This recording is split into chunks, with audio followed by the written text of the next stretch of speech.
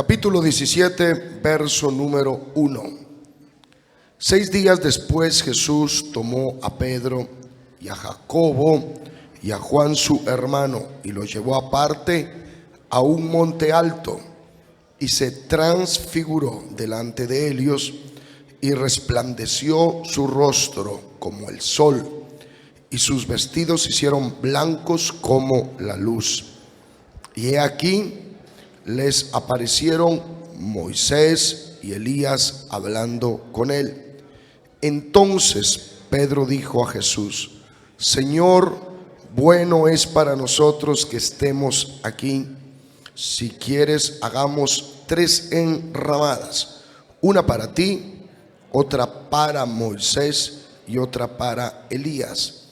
Mientras él aún hablaba, una nube de luz los cubrió, y aquí una voz desde la nube que decía: Este es mi Hijo amado, en quien tengo complacencia, a él oíd.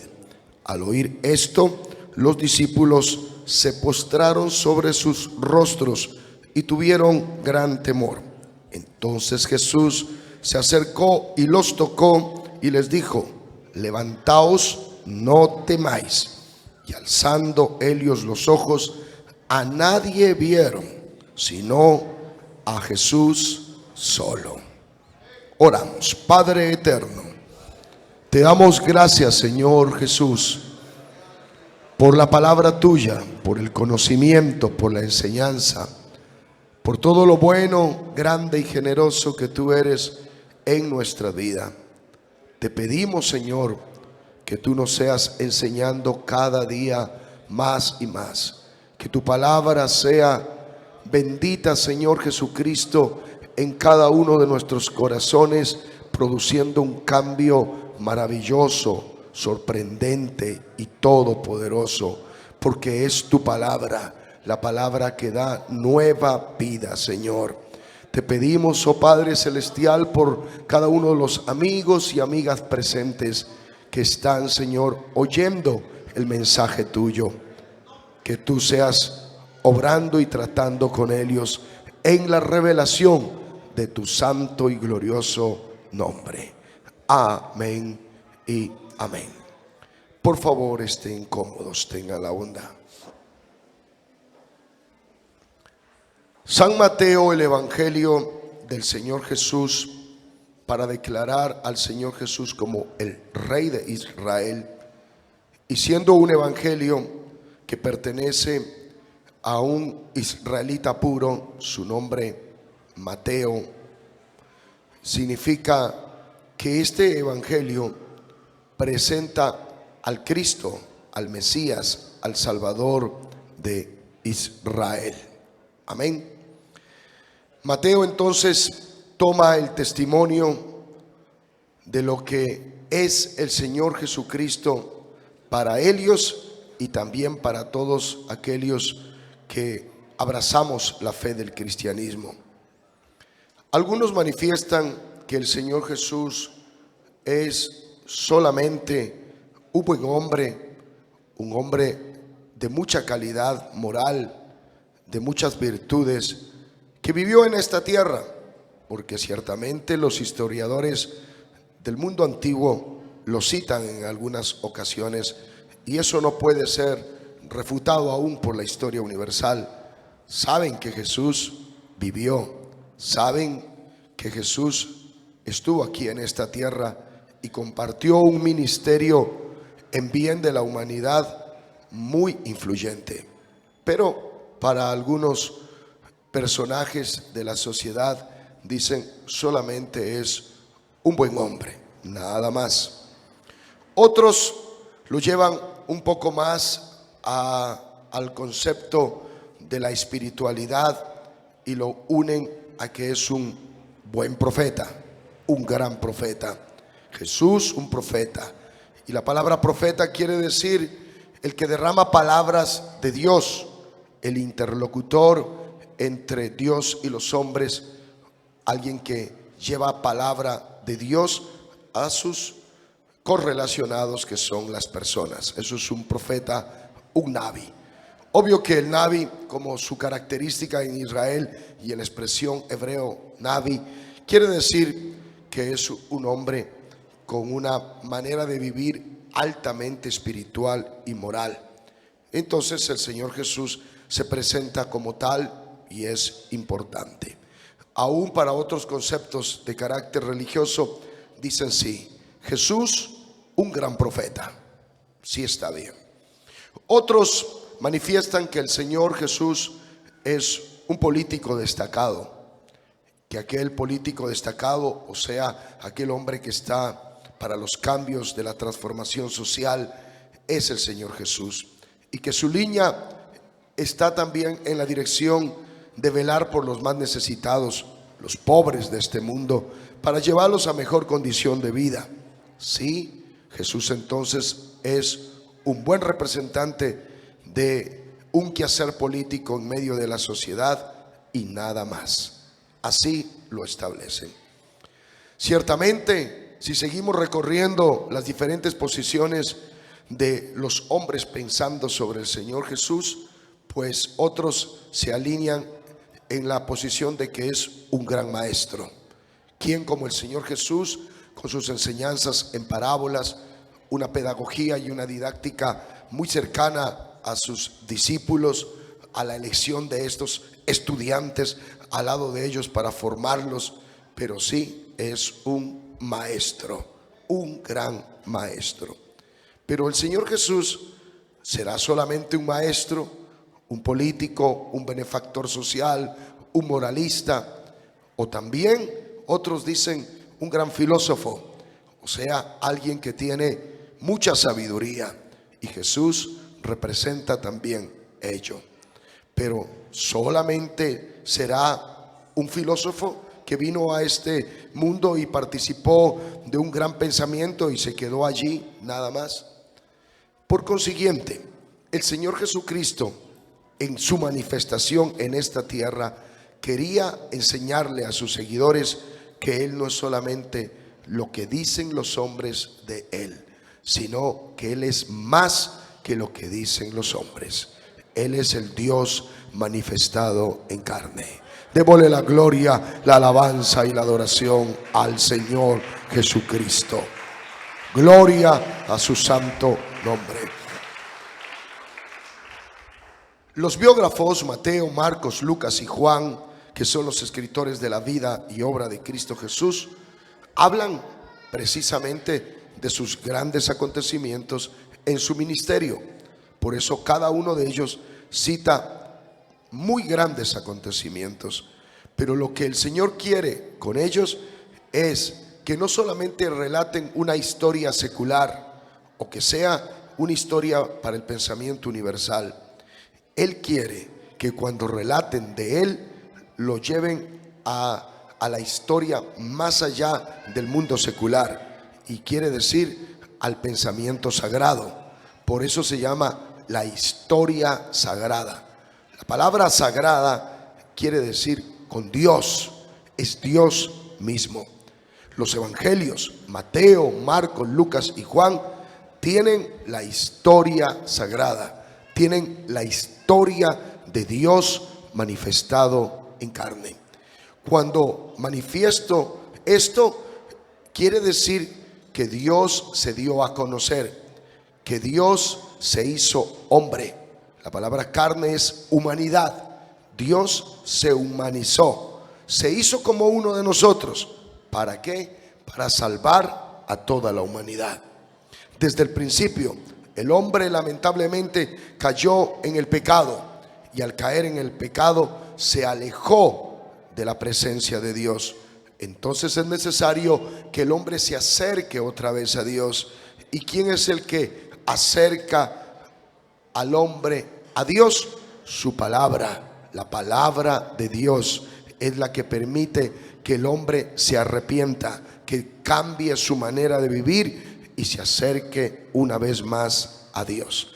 El evangelio es la forma y el medio de comunicarnos el mensaje de Dios en el Nuevo Testamento para la salvación de la humanidad. Por eso San Mateo nos enseña en este capítulo número 17 que el Señor se transfiguró. Tome por favor el título de este capítulo 17 y por favor mire a la palabra transfiguración. Es una palabra compuesta de dos términos, trans y figuración. O sea, figuración es una figura, una forma, un modo de, y trans es que se mueve, que se da de otra forma, de otra manera. De allí la palabra transportarse. La palabra transportarse quiere decir dejar un sitio para pasar a otro. Transfigurar es que tomó otra forma. La forma que tiene el Señor, Dios Todopoderoso, en la vida y obra de Cristo Jesús, se llama el Hijo de Dios. Esa es la forma, la manera. Dios habiéndose manifestado o habiendo hablado muchas veces y de muchas maneras en la antigüedad a los padres por los profetas, dice Hebreos 1:1. Ahora nos ha hablado por su Hijo, a quien constituyó heredero de todo y por quien asimismo hizo el universo. Es un título dentro de la cristología o las manifestaciones de Dios, es Hijo de Dios. Es un título, ¿por qué? Porque la palabra del Señor nos dice que Dios no tiene padre y Dios no tiene madre, que Él es sin principio de días y sin fin de días. Esa es la naturaleza del Dios único, del Dios todopoderoso. Entonces, cuando se habla de Hijo de Dios, no es en la familia celeste o la familia celestial. Dios no tiene padre y no tiene madre. Dios es inmutable, nunca cambia, nunca varía. Amén. Dios es desde el principio y hasta la eternidad. Él es único, Él es el todopoderoso, Él es el más grande, el soberano. Entonces, cuando habla de Hijo de Dios, es la forma que tomó el único Dios llegando al mundo. Cuando llega al mundo, toma la forma de hijo. Como los hijos participaron de carne y de sangre, Él también participó de lo mismo. El pronombre personal en la Biblia, Él, se refiere a Dios. Por eso la composición de los nombres que están en relación con Dios: El Shaddai, El Alión, El Elohim, tiene los pronombres Él. Y Él quiere decir, es Dios mismo. Cuando la Biblia dice, Él también participó de lo mismo, se está refiriendo a Dios. Participó de carne y de sangre, como los hijos. Por eso el título Hijo de Dios. Pero es Dios mismo como hijo en esta tierra.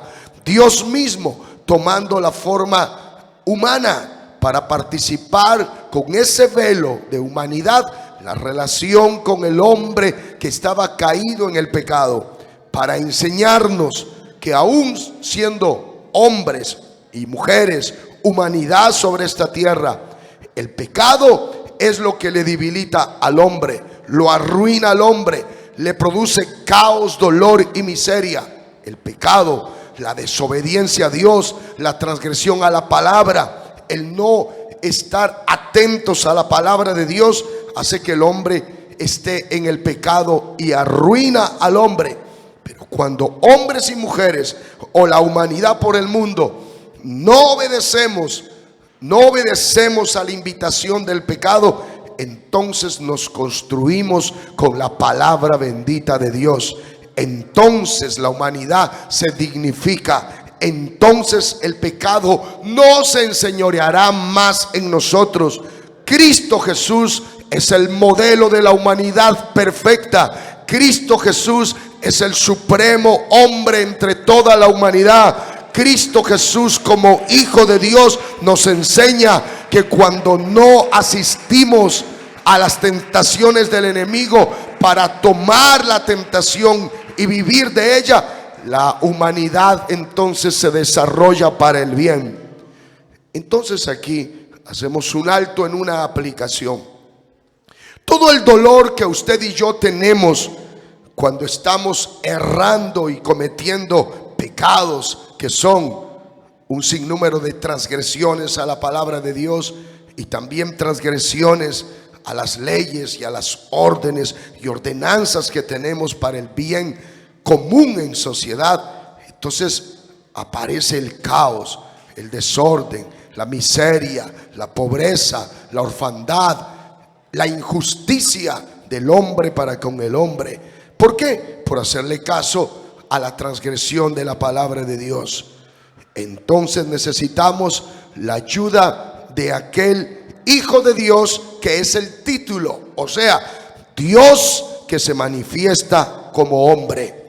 Los hebreos, desde el Génesis a Malaquías, ellos saben muy bien que Dios es uno.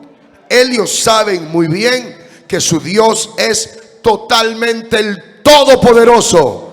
Ellos saben que su Dios, al cual ellos lo llaman el Yahvé, el Had, el Adonai, el Elión, el Elohim, saben muy bien que Él es uno y que su nombre es un nombre de poder, es un nombre que ayuda, es un nombre que socorre. Aleluya. Cuando el Señor, en diálogo con los profetas, les dice a Israel: solo yo soy Dios y no hay más conmigo. Solo yo hice el cielo y la tierra, ningún Dios conmigo. Solo yo extiendo los cielos como una cortina y los despliego como una tienda para morar. Solo yo, Jehová, y a otro no daré mi gloria, ni a escultura, ni a imaginaciones de hombre, ni a otro Dios. Dios a través de los profetas declara y dice: llamé a todos los que dicen dioses para que se presenten y ninguno se presentó, porque no hay Dios. Lo que los hombres se han inventado a imaginación son idolatrías e ídolos, ídolos que les facultan culto y se vuelve idolatría. Pero el Señor dice que se presenten todos aquellos que los hombres los han elevado a dioses, y ninguno se presentó, porque realmente en el universo solamente hay un Dios, solo un Dios y no hay más.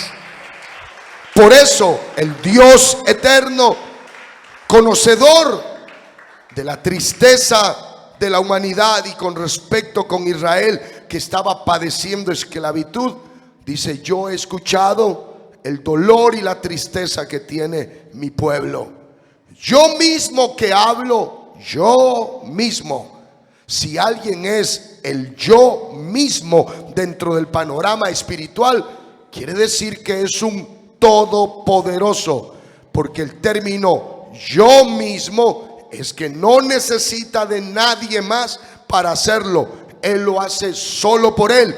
Eso le determina soberanía, eso le determina todopoderoso, eso lo determina omnisciente, eso lo determina omnipotente, eso lo hace ser solo Dios es Él.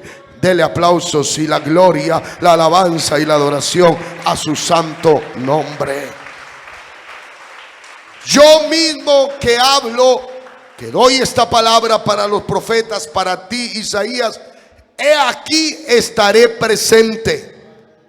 He aquí estaré presente. 750 años antes de Jesucristo, Dios habla a través de Isaías y le dice: he aquí que la Virgen concebirá y dará a luz un hijo y llamará su nombre Emanuel.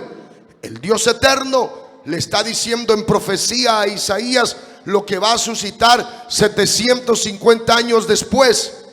¿Quién puede conocer lo que va a suscitarnos a nosotros después.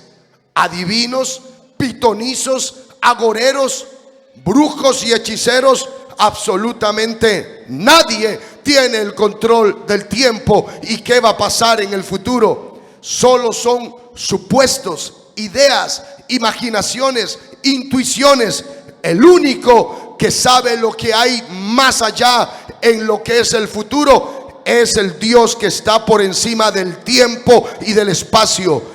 Dios, para ser Dios, no puede ser parte del tiempo. Dios, para ser Dios, no está sujeto al espacio. Dios, para ser Dios, no puede estar sustentado por la luz. No, Dios, para ser Dios, es más que tiempo, más que espacio. Él es el eterno y glorioso, el supremo, el maravilloso. Él está por encima del tiempo y del espacio. El único que conoce lo que hay en el futuro es Dios. Y el único que conoce todo el pasado es Dios. Y el único que está inmutable en un presente eterno es Dios. Nosotros, para vivir, tenemos que estar sujetos a los tiempos, pero Dios no está en el tiempo. Él es más que el tiempo. Él es el Dios que hizo el tiempo, que colocó el espacio. Él es supremo, quien le da la gloria, la alabanza y la adoración al Todopoderoso. Por eso es, solo Él es Dios. No hay más. No existe. Por eso Dios, como no hay más, y Él lo puede hacer solo por Él, por sí mismo, dijo: yo mismo que hablo, yo mismo que en todo el Antiguo Testamento es verbo, palabra, logos. En la expresión griega la palabra es logos. Y ese logos, que es Dios, que es palabra, se va a hacer hombre, se va a hacer carne. Por eso ya en San Juan 1:1 dice: en el principio era el verbo, la palabra. En el principio es la palabra con los profetas. En el principio es palabra que se oye pero no se ve. En el principio era el verbo, y el verbo era con Dios, y el verbo era Dios, Dios mismo. Alabado sea el nombre de Jesús. Este era en el principio con Dios, y todas las cosas por Él, por la palabra, fueron hechas. Sin Él nada de lo que está en el universo no puede existir sin la palabra de Dios. Pero aquel verbo se hizo carne. ¿Quién siente la gloria de Dios? Pero aquel verbo se hizo carne. Pero aquel invisible se hizo carne. Pero aquella palabra que es la facultad de la creación del universo se hizo hombre. Pero aquella palabra que es Dios se hizo hombre y habitó entre nosotros, y vimos su gloria. Ver a Jesús es ver su gloria. Dele alabanzas y gloria y honra al Señor Jesús. Juan capítulo 1 versos 1 en adelante dice estas expresiones: y vimos su gloria. Entonces Mateo escribe de lo que Juan miró y contempló también más adelante. Gloria a Dios, lo va a escribir Juan. Pero aquí está escribiendo como testigos evidentes de la gloria del Señor Jesús. Mirar la gloria no es mirar solamente el brillo, el resplandor y la luz solamente de la fama, sino que aquí miramos que la gloria es la misma presencia de Dios en la presencia de Jesús. Por eso Jesús es alguien que hace que la historia se divida. Por eso Jesús es el punto de investigación de toda la humanidad. Por eso a Jesús hay que sacarlo de la historia, porque su mensaje es demasiado poderoso y hay que quitarlo porque es un mensaje de espiritualidad, de moral y de valores éticos muy altos. Y es un mensaje de la verdad, de la justicia, de la equidad, de la dignidad de los hombres. Por eso a Jesús no lo aceptan. Pero en cambio, a todos los que lo aceptamos, a todos los que creemos en su nombre, a todos los que contemplamos su gloria, nos da potestad. Él nos da una potestad, nos da un poder. ¿Quién es Jesús para darnos ese poder? La palabra de Juan dice: a los que creen en su nombre, en el nombre del solo Jesús, nos ha dado potestad de ser hechos hijos de Dios. No es un Dios, es el mismo Dios palabra, el mismo Dios eterno. Y el que cree en Jesús tiene la potestad de ser hecho hijo de Dios. Quien siente la gloria de Dios en esta hora, su pensamiento se va abriendo en este momento. Cierra tus ojos, apláudelo con toda la fuerza del corazón y contemplemos su gloria, su poder, su grandeza, como lo contempló Juan con su hermano Jacobo y Pedro. Juan, el joven apóstol, para los días en los que lo llamó el Señor Jesús, entre 14 y 17 años, al finalizar del ministerio, aproximadamente los 20 años, un apóstol ya comisionado para llevar la palabra y el mensaje. Sí, dentro de los juicios que se hacen en las cortes judiciales, se dice lo siguiente, por favor: cuando alguien hace mentira, especula con cosas que son mentirosas, la mentira no se sostiene en el tiempo, porque la mentira va a cambiar sus maneras de testimonios continuamente, porque es mentira. Pero los 4 evangelios se sostienen como el veredicto de los testimonios que hablan que las cosas fueron verídicas, que fueron verdad. Los 4 evangelios dan la base fundamental de 4 testimonios para un veredicto de: Jesús es solamente un individuo, un hombre, o Jesús es realmente el Dios manifestado en carne. Y los 4 testimonios no mienten. Los 4 testimonios no acomodan la mentira. Y si esto fuese así, el cristianismo se hubiese venido abajo después de unas decenas de años, o a su vez algunos cientos de años. Pero llegar a 2000 años y la evidencia de Jesús es Dios manifestado en carne sigue siendo real,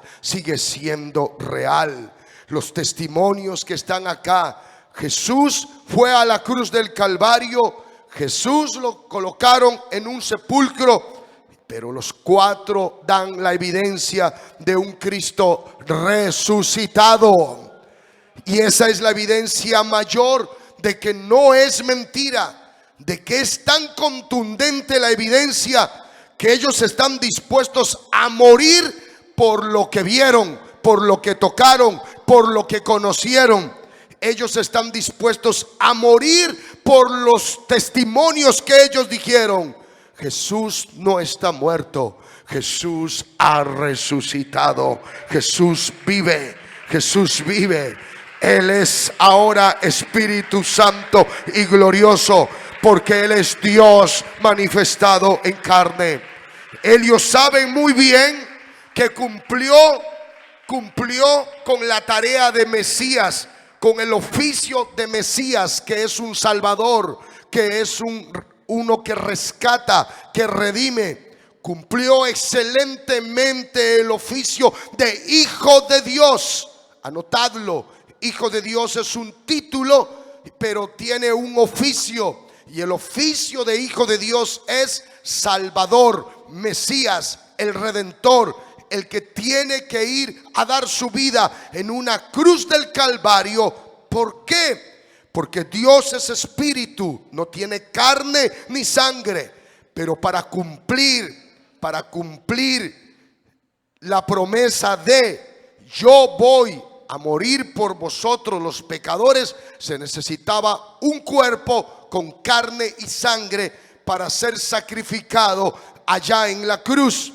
Y los espíritus no tienen carne ni sangre. Los espíritus son inmateriales. En ese concepto, Dios es espíritu inmaterial.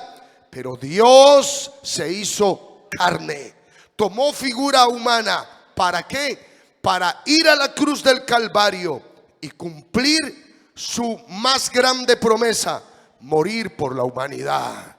El perfecto, el santo, el puro, el bueno, el verdadero, el correcto, el digno, el que tenía amor, ágape, amor desinteresado, no condicionado, incondicional por la humanidad, aún muriendo por aquellos que son sus enemigos, que son los contrarios. No interesó. Jesús llegó a la cruz del Calvario, y aunque iba a padecer mucho por eso, todo lo que significaba el oprobio, todo lo que significaba la hora de las tinieblas, de la burla y de tanta cosa negativa que él iba a vivir, tenía que pasar por esa copa, y la pasó.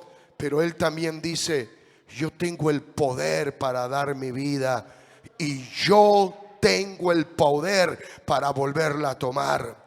Otra vez, yo tengo el poder. Yo tengo el poder. Si alguien no menciona a otro que le dé y le conceda ese poder, es porque es Dios mismo manifestado en carne. Yo tengo el poder para dar mi vida, y yo tengo el poder para volverla a tomar. Eso lo determina el Señor, y se cumplió, porque Él es Dios manifestado en carne. Lo que vieron aquí estos discípulos, Pedro, Jacobo y Juan, es algo maravilloso. Antes de llegar al patíbulo de la muerte, el Señor se los lleva para que sean testigos, evidencien quién es Él. Lo lleva a un monte alto. Anotad, el monte representa lugar de Dios en las alturas. Pero aparte de eso, en ese monte alto hay figuras antiguo-testamentarias que están relacionadas con el monte. El monte donde Moisés recibió las tablas de la ley. El monte que tiene fuego y que humea en la presencia de Dios ante el campamento israelita. El monte como el lugar alto para Dios y su manifestación. Jesús tomó entonces el monte, y al llevarlos a ese monte alto, de un momento a otro se les transfiguró. Tomó otra forma de la humana que él tenía en ese momento, y a su lado estaba Elías y estaba Moisés. No que Elías haya resucitado, era una forma de manifestación de Elías, y Moisés también una forma de manifestación. Pero cuando Mateo escribe al respecto de estos dos hombres de la historia hebrea, Elías representa a todos los profetas, y Moisés, siendo también profeta, representa la ley. Si el uno es el profeta y el otro es la ley, y él está en medio, y luego sus vestidos se vuelven blancos como la blanca lana, o como más blanco que la nieve, que no se alcanza a sostener tanto resplandor, y luego se ilumina todo él de una gloria. Eso es el Shekinah, que quiere decir la gloria de Dios. ¿Por qué? Porque se cumple, hay brillo, hay resplandor, hay fama, hay algo que sobrepasa el entendimiento humano. Pero ahí están tres testigos, ahí está Pedro, ahí está Jacobo y ahí está Juan para evidenciar eso. Ellos tienen que decir más adelante: nosotros lo vimos con nuestros ojos, nosotros lo oímos con nuestro oído y nosotros lo tocamos con nuestras manos, lo que es Él, el verbo de vida que se manifestó. Eso quiere decir, Dios el invisible se manifestó en Cristo Jesús. Pedro, Juan y Jacobo son israelitas monoteístas estrictos, que quiere decir creen en un solo Dios. Cuando ellos ven al Señor Jesús transfigurado, ellos no miran a otro semidios. Eso de los semidioses es para el politeísmo pagano e idolátrico de los pueblos que no tienen la revelación de Dios.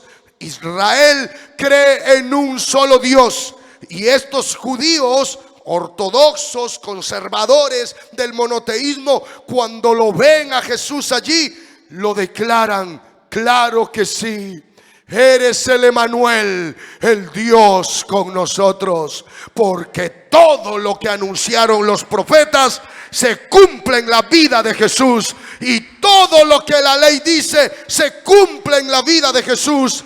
Todo lo que escribió Elías de ti se cumple en la vida de Jesús, y todo lo que la ley de Moisés dice se cumple en la vida de Jesús. Por eso más adelante entonces San Pablo tiene que usar también esto para decir que el fundamento de la iglesia es la roca inconmovible que es Jesús. Edificaos, levantad vuestras vidas de fe, eso es edificado. Levantad vuestra vida de fe en la piedra fundamental que es Jesucristo mismo. Porque este Jesucristo es anunciado por los profetas. Este Jesucristo es la piedra angular anunciada por los apóstoles. Jesús es el centro del mensaje de la Biblia. Jesús es el centro del mensaje de la palabra de Dios. Jesús es la profecía anunciada desde el Antiguo Testamento. Jesús es el complemento del mensaje nuevo testamentario. Jesús no es un semidios. Jesús es el solo soberano y único Dios verdadero en el cielo y en la tierra. Y no hay más. Quien le aplaude con todo el corazón y le glorifica a Él. Aleluya, aleluya. Mientras Él aún hablaba, una nube de luz los cubrió. Una nube de luz los cubrió. Y he aquí una voz desde la nube que decía, subraye ese versículo número 5, porque donde aparece la nube es una figura teofánica de Dios. Dios en el Antiguo Testamento se manifestó en una columna de nube para Israel. Sí, la columna de nube que cubría a los de Israel saliendo de Egipto los cubría en el día. Israel sabe que la nube es una figura teofánica del mismo Dios. En ese momento, al pensamiento hebreo de Pedro, Jacobo y Juan, cuando vieron la nube, ellos saben muy bien que cuando esa nube está presente, es la misma presencia de Dios. Es la misma presencia de Dios. Y he aquí una voz desde la nube que decía, este es mi Hijo amado. Cuando los que no tienen el conocimiento de la revelación del nombre dicen, ahí está el Padre Dios amando al Hijo Dios, diciéndole que Él es el Hijo amado al cual lo quiere. Si este Hijo amado es enviado por un Dios superior, sí que le correspondió vivir un montón de situaciones complejas y duras, para que el Padre Dios mayor se sienta complacido de tanto sacrificio y obediencia que hizo el semidios Hijo. Pero eso no es así. Eso queda para las fábulas que se dan en la idolatría y en el paganismo. Para griegos, romanos, egipcios, asirios, babilónicos, todos ellos les queda muy bien porque les gusta hablar de una constelación de dioses, una familia de dioses, de un Dios Padre que tiene dioses hijos y que envía a esos Sóter o esos Cristos de tiempo en tiempo a la humanidad para que le ayuden y socorran a los necesitados. Eso es mitología, que tiene figura de mitología romana, mitología griega, mitología persa, mitología egipcia, a Helios. Pero los hebreos no.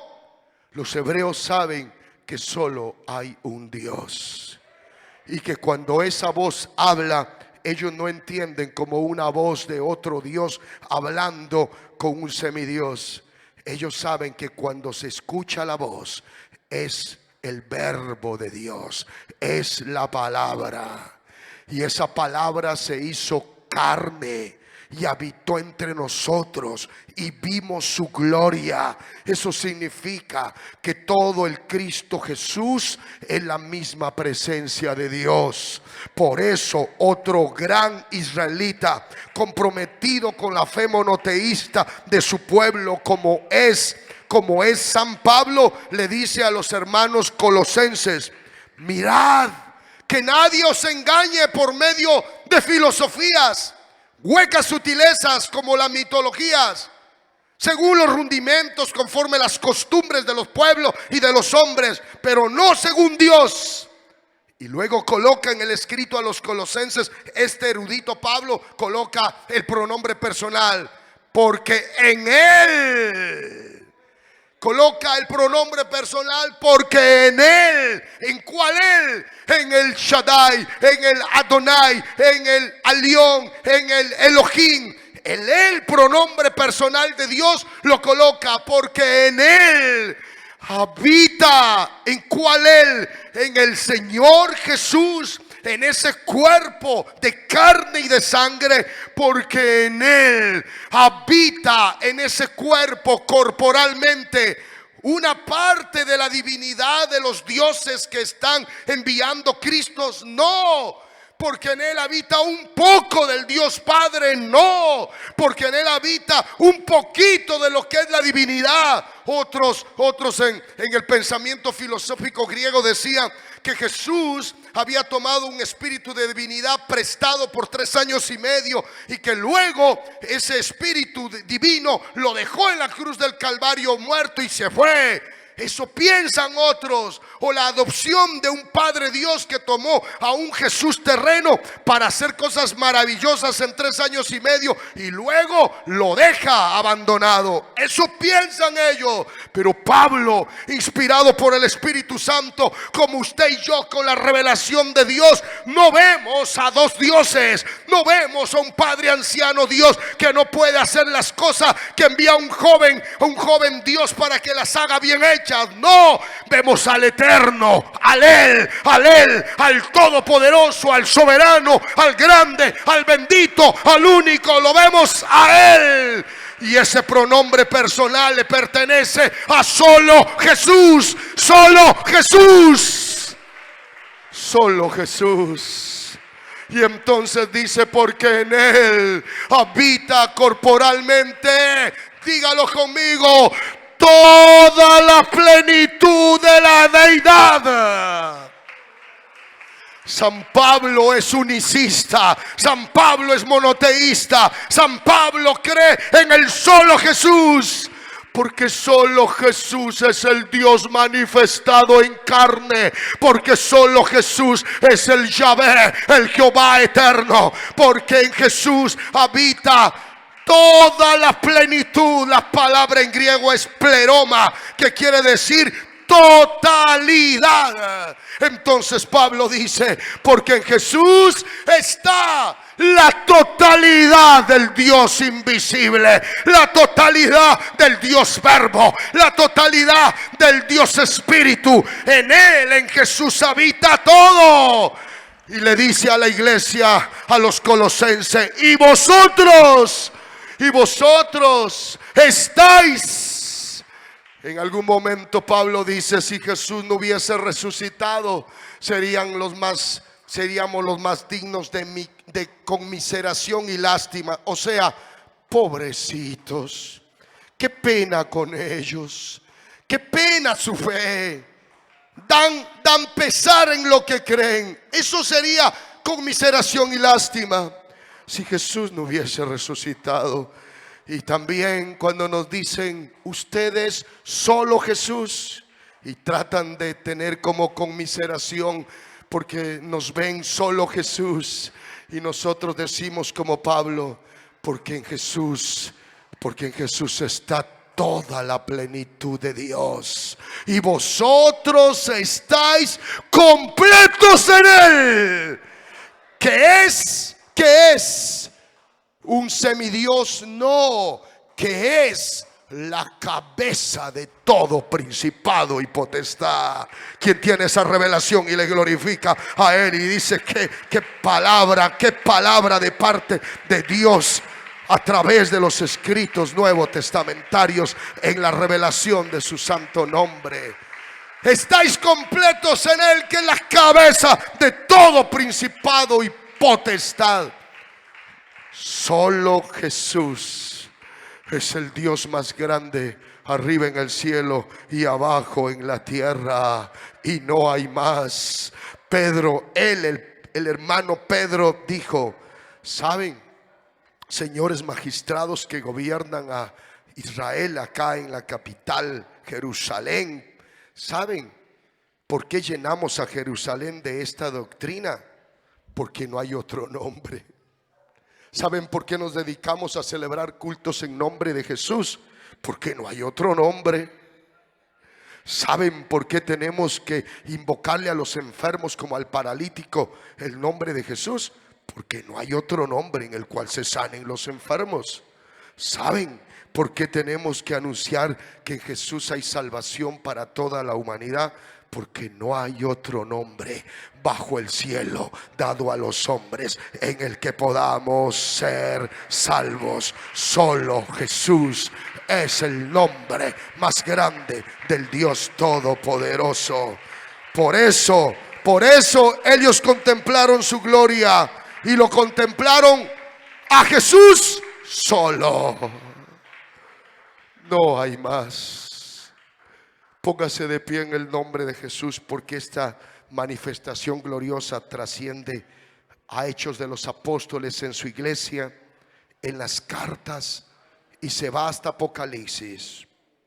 Y el mismo Juan en Apocalipsis mira otra visión más, la visión en la isla de Patmos, y lo contempla a Dios vestido de unas ropas largas, un cabello blanco resplandeciente, unos ojos refulgentes, un cinto de oro, y él cae a sus pies como muerto rendido, porque el hombre no puede ver tanta gloria de Dios y quedarse de pie.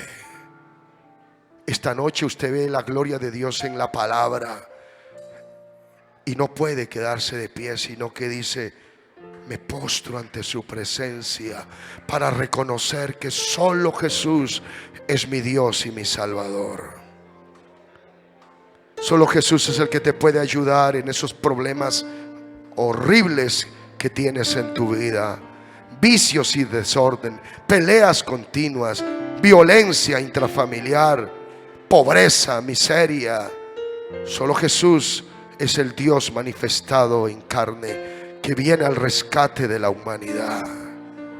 Pero toma tu posición con Él, acéptalo como el Dios manifestado en carne más grande y más maravilloso, y dobla tus rodillas ante la presencia de Él para decirle: Señor, solo tú, Jesús, me puedes ayudar en este problema.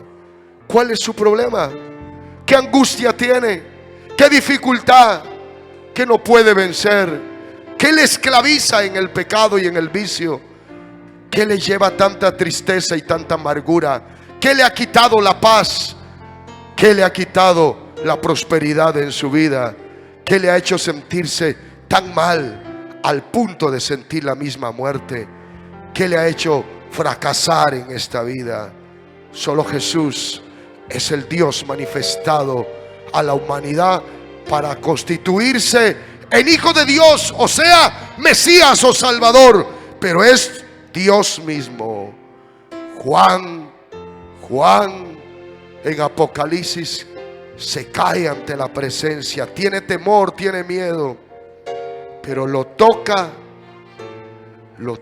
y le dice: no temas, Juan, yo soy el Alfa y la Omega, yo soy el primero y el último, yo soy el que estuve muerto y he aquí que vivo por los siglos de los siglos. ¿Por qué escribe Juan en Apocalipsis que le dijo en la visión Dios el que estuve muerto? Si Dios nunca ha muerto. ¿Qué es lo que murió? Murió la manifestación del Cristo y del Mesías en la cruz del Calvario, pero sigue vivo por la eternidad, como el semidios, no, como el Dios mismo. Dice la Biblia en Santiago: los demonios creen que Dios es uno. ¿Sabe por qué? Porque antes de ser demonio fueron ángeles.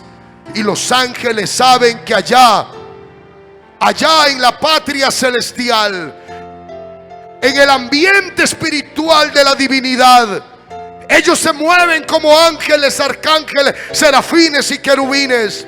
Y saben, el testimonio es este: ellos declaran: no vemos a otro Dios, solo hay un Dios arriba en el cielo.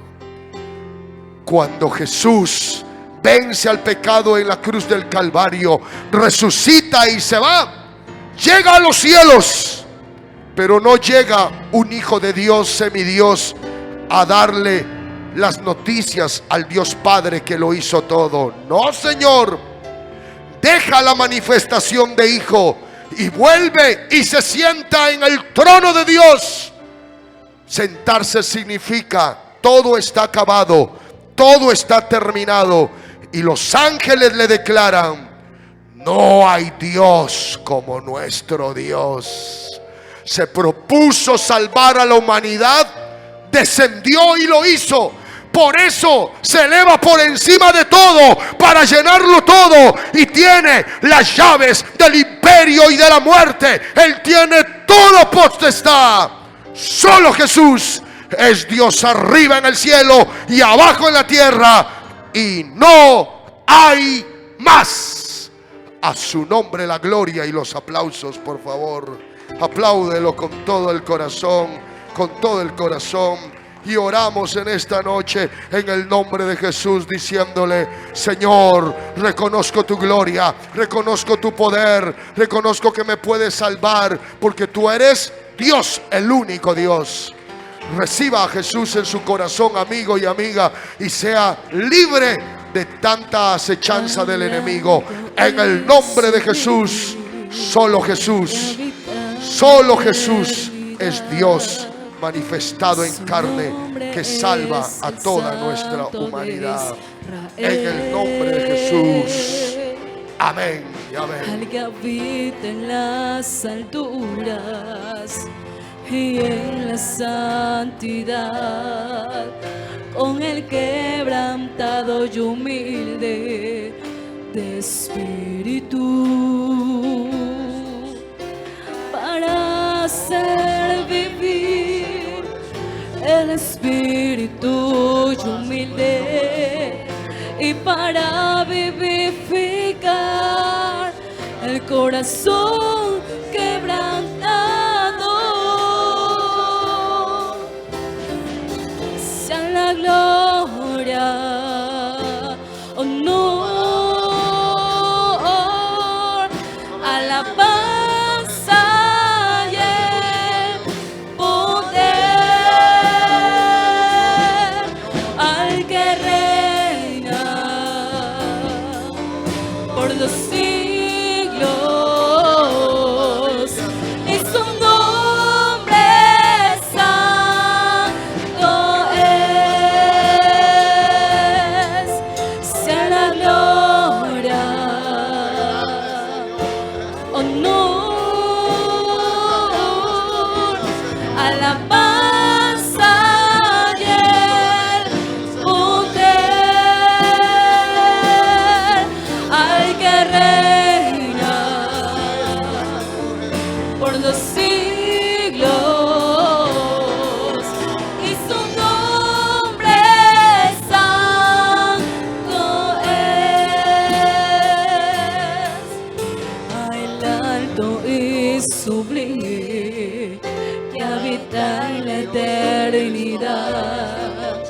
y su nombre es el Santo de Israel,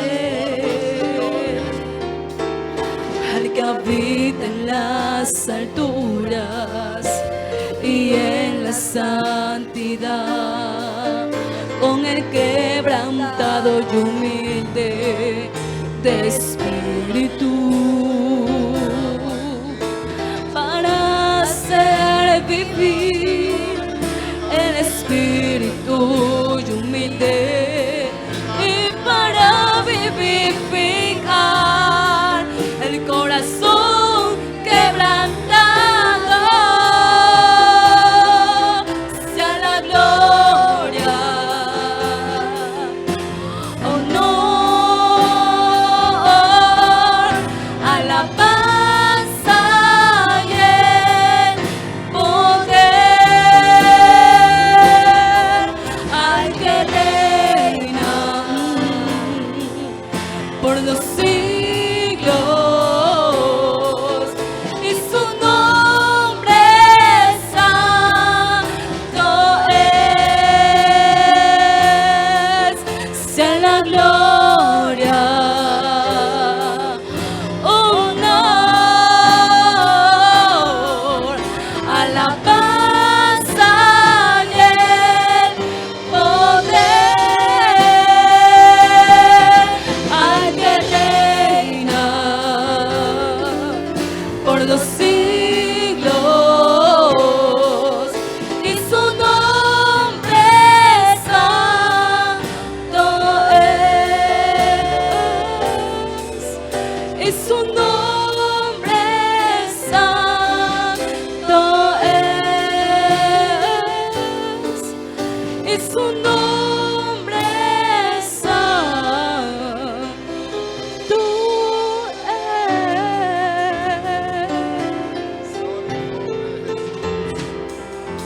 Oh, gracias, Señor, en esta noche. Gracias, Maestro, Señor, en esta noche. Gracias le damos al Señor por su palabra bendita, Señor, por poder tocar nuestro corazón, nuestra mente. Gracias, Señor Jesús.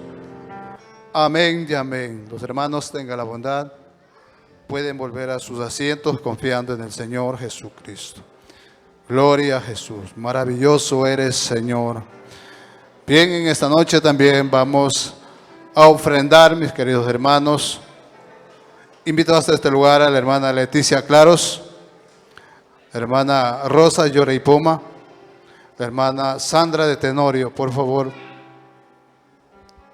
Vamos a orar, puestos de pie, vamos a orar al Señor, que el Señor nos siga bendiciendo, hermanos, de una manera muy especial, y así también podemos contribuir para tu obra bendita. Amén.